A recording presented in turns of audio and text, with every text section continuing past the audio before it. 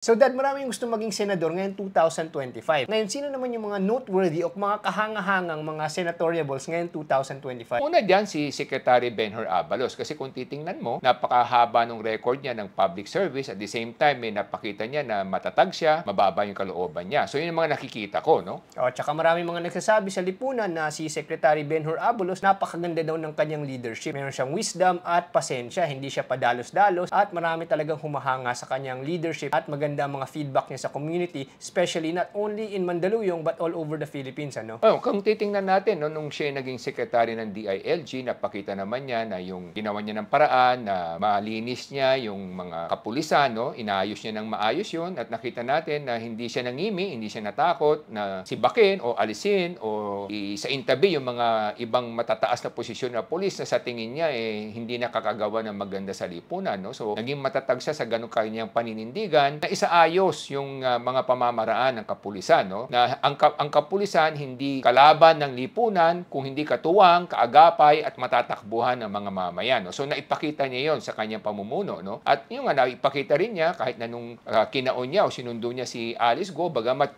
ang turing kay Alice Go kriminal, pinakita rin niya na isa siyang Ginoo na bagamat yung tao inaaresto, naging magalang pa rin siya sa pakikitungo sa mga kababaihan, no? So yun yung mga katangian na nakikita nating medyo kahanga-hanga na pwedeng bigyan ng konsiderasyon. Aside from the fact na meron siyang experience pagdating sa pamamalakad, administration, naging head din yata siya ng MMDA, kung hindi ako nagkakamali, naging alkalde. So meron siyang mga karanasan na makakatulong sa pagbalangkas ng mga batas, lalo na kung sa Senado, at pagrepaso ng mga batas na kailangan baguhin para nang sa ganun masumaayon sa mga pangangailangan ng lipunan. Sino naman Dad yung next na senatoriable na ma-recommenda natin? Isa din sa nakikita natin na kahanga-hanga at kakaiba is si Mayor Abby Binay, no? Kasi nung siya ay namumuno sa Makati, pinapakita naman niya na talagang dynamic ang kanyang leadership, tsaka may innovation, no? Talagang pinapakita ng kanyang panunungkulan na yung mga taga Makati talaga naman nabibiyayaan ng maraming suporta, maraming tulong, lalo na sa edukasyon kung makikita natin, no? In fact, kung di ako nagkakamali, yung mga eskwelahan yata sa Makati nakapasa lamang sa international standard, no? Naging kahanga-hanga, no? Kasi kung titingnan mo, bakit? Kasi nga ang bawat classroom nabibigyan ng maayos na suporta, ang mga mag-aaral nabibigyan ng suporta. So talagang ipinakita niya na yung paggamit niya ng budget nakakatulong sa mga nangangailangan sa ating lipunan. Kahanga-hanga yung kanyang ipinapakita. Oh, and one of the things that I've noticed sa Makati, siya yung pinaka-professional na city hall sa buong Pilipinas, ano?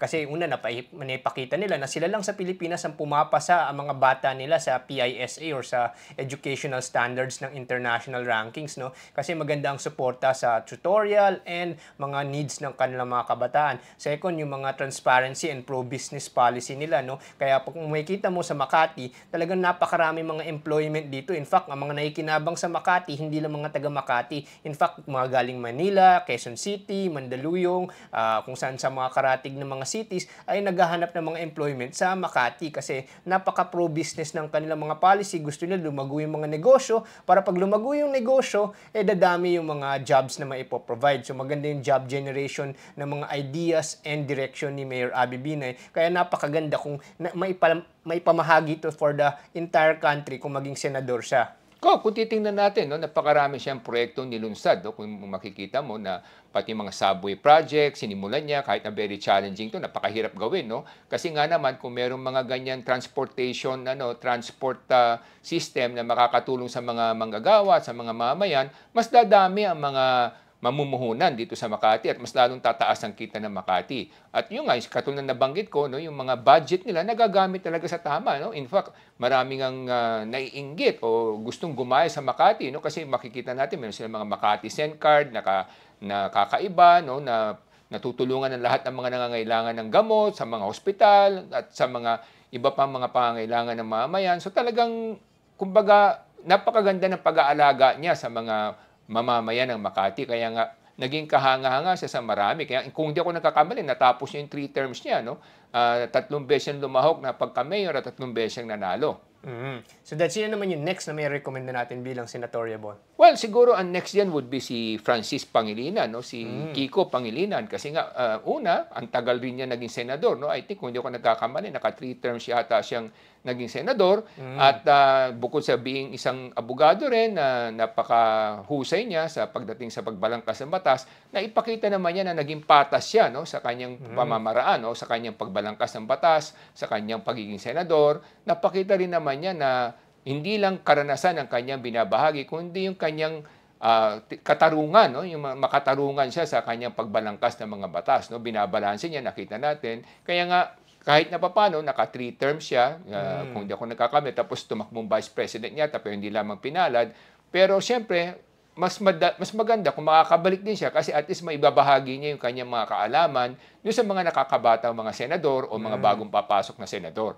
Tsaka ang narinig ko sa mga tao, hindi siya sarado ang isip, ano? Kasi maraming mga nagsasabi na, ano ba siya, kaliwa, kanan. In fact, open-minded ho ang narinig ko sa kanya na mga kwento sa akin na nakikinig siya. Kaya hindi siya basta kumikiling sa left or right, kundi sa isang balansyadong direksyon. Kaya kailangan mayroon tayong balansyadong mga tao din na makasama sa ating mga lawmaking bodies. Okay nga, kung titingnan natin, although bagamat maraming nagsabi na parang medyo socialist yata yung kanyang way of thinking and everything, pero kung titingnan mo naman sa kanyang pamamaraan, napaka-balanse niyang mambabatas, no? So, makikita natin na yung kanyang mga kanyang katungkulan, ginagamit niya sa napakabalansyadong direksyon para sa bayan.